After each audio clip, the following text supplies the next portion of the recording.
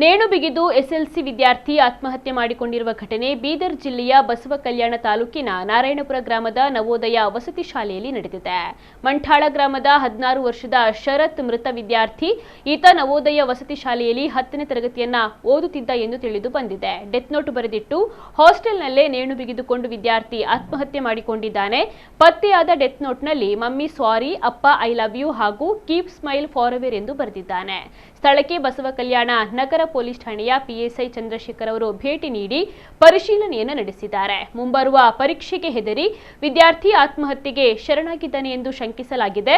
ಸದ್ಯ ವಿದ್ಯಾರ್ಥಿ ಸಾವಿಗೆ ನಿಖರವಾದ ಕಾರಣ ತಿಳಿದು ಬಂದಿಲ್ಲ. ವಸತಿ ಶಾಲೆಯ ಮುಂಭಾಗದಲ್ಲಿ ಕುಟುಂಬಸ್ಥರ ಆಕ್ರಂದನ ಮಾತ್ರ ಮುಗಿಲು ಮುಟ್ಟಿದೆ.